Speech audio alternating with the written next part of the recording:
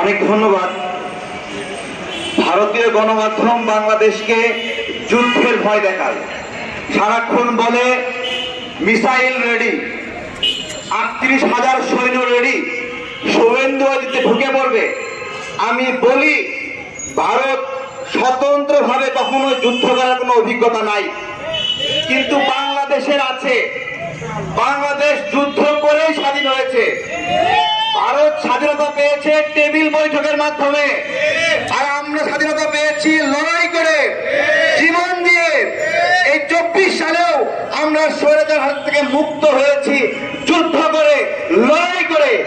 আমাদেরকে এরা যুদ্ধের ভয় দেখায়।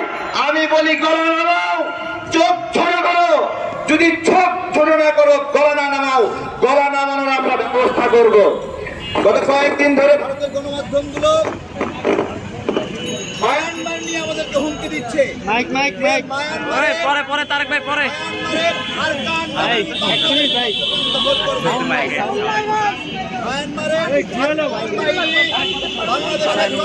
দখল করবে, আমাদেরকে হুমকি দিচ্ছে। চট্টগ্রাম দখল করে দিবে আরাকান বাহিনী। আমি বলছি, আরাকানের মায়ানমারের ওই বাহিনীর বাংলাদেশের বিরুদ্ধে আগানোর মিনিমাম সাহস নাই। একবার মায়ানমারের সঙ্গে বাংলাদেশের লড়াই হয়েছিল। সেই লড়াই বাংলাদেশের বিজিবি, বাংলাদেশের সেনাবাহিনী মায়ানমার বাহিনীকে এমন দৌড়ানি দিয়েছিল, আর কোনোদিন বাংলাদেশের দিকে তাকানোর সাহস পায় নাই।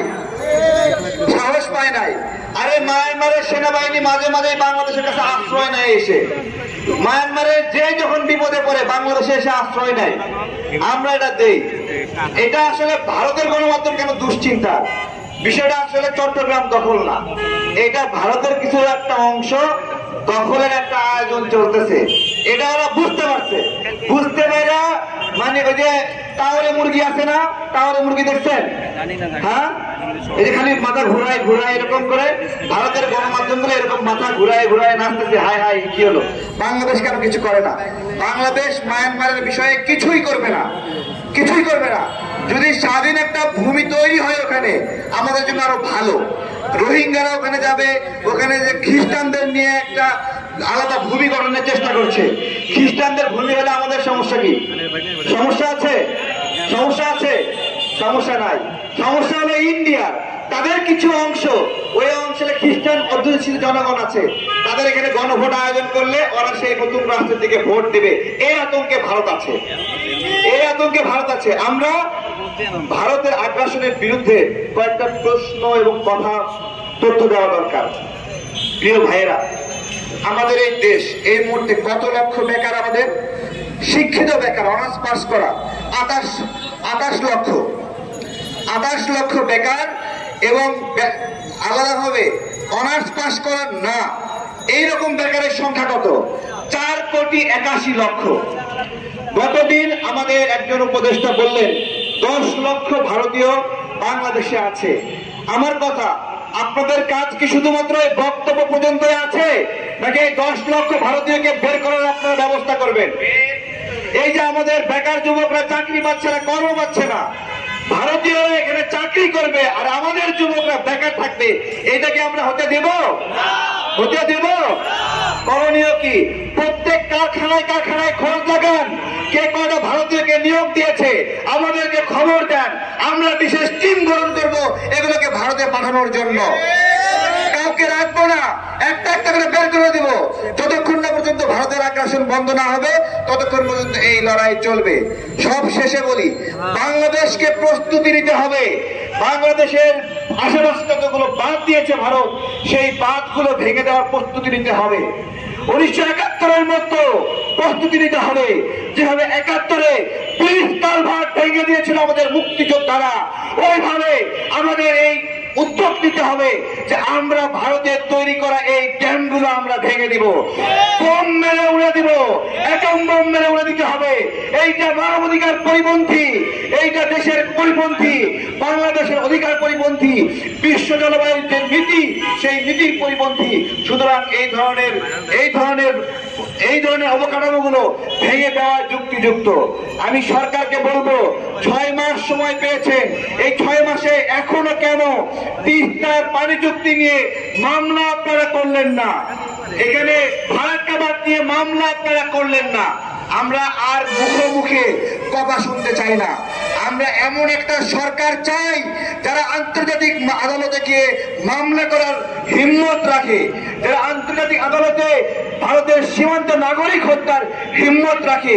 কোনো যুদ্ধ নাই, যুদ্ধ ছাড়াই গত 16 বছরে 1100 জন মানুষকে হত্যা করেছে। আমরা বিএসএফ কে বলতে চাই, তোমরা যদি এটা বন্ধ না করো, আমরা তোমাদেরকে সেই পরিণতি ভোগ করাবো যেটা তোমরা আমাদেরকে যুদ্ধ ছাড়াই আমাদের নাগরিককে হত্যা করেছো। তোমরা যদি আরেকটা লাশ ফেলো, আমরা দরকার হলে লোক ভাড়া করে একটা বিএসএফ কে আমরা শেষ করব যদি বাংলাদেশের সীমান্ত নাগরিক হত্যা বন্ধ না হয়। আমরা এর আগে 2 লক্ষ টাকা পুরস্কার ঘোষণা করেছিলাম যে বিএসএফ এর খুনিদেরকে যদি আটক করতে পারে, গ্রেপ্তার করতে পারে, হত্যা করতে পারে, আমরা 2 লক্ষ টাকা পুরস্কার দেব। আমি আজকে আমাদের বিজিবির ভাইদেরকে বলছি, যদি দেখেন আপনার সামনে কোনো বিএসএফ হত্যা করছে বাংলাদেশি নাগরিককে, গুলি করে পাল্টা উত্তর দিবেন, তাকে শেষ করে দিবেন। দরকার হলে আপনার সারা জীবনের ব্যয় ভার আমরা বহন করব। কিন্তু বাংলাদেশ এই সীমান্ত হত্যা আর একদিনের জন্য সহ্য করবে না। এইটা হতে পারে না।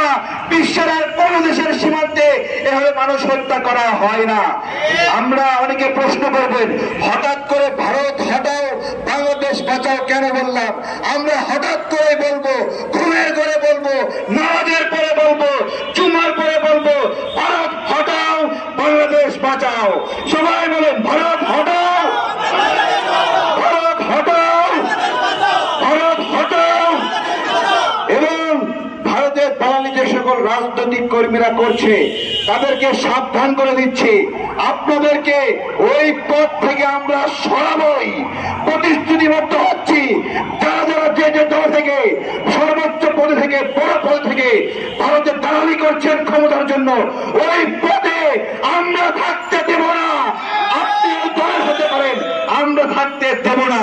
পাশাপাশি প্রথম আলো, ডেইলি স্টার সহ যে সকল গণমাধ্যম ভারতের দালালি করছেন, আমরা এখনো আপনাদের পত্রিকা বন্ধ চাইনি, কিন্তু এমন কিছু করবেন না আমাদেরকে বলতে হয়। প্রথম আলো বন্ধ করতে হবে, ডেইলি স্টার বন্ধ করতে হবে। আপনারা সংশোধন হন, আমরা সুযোগ দিচ্ছি। আপনারা কিভাবে সাহস করবেন? আমরা গরু জবাই করে প্রথম আলোর সামনে জিয়াফত করছি, ওরা পাঠা বলি দিয়ে আবার জিয়াফত করে। সাহস কত বড় দেখছেন নি? আমার কথা, তার মানে আমাদের গরু জবাই করা সঠিক ছিল। তুই যেহেতু পাঠা বলি দিছস, তাই না? পাঠা বলি যেহেতু প্রথম আলো দিছে, সেহেতু গরু জবাই করা সঠিক ছিল কিনা বলেন? সঠিক ছিল। এগুলো বুঝতে হবে। আমরা আমাদের মিছিল শেষ হবে। আজকে প্রোগ্রামের আমাদের প্রধান অতিথি ইরান ভাই বক্তব্য রাখবেন। ভাইয়ের বক্তব্য পরে আমরা মিছিল নিয়ে এখানে চলে যাব। আর দুঃখ প্রকাশ করছি আমাদের ভাইদের, যারা আহতদের নিয়ে, নিহতদের নিয়ে প্রোগ্রাম করবেন। এখনই আমাদের প্রোগ্রাম শেষ হবে। স্যার বক্তব্য রাখবেন। ময়ূক রঞ্জন বিষয়ে কিছু বলেন।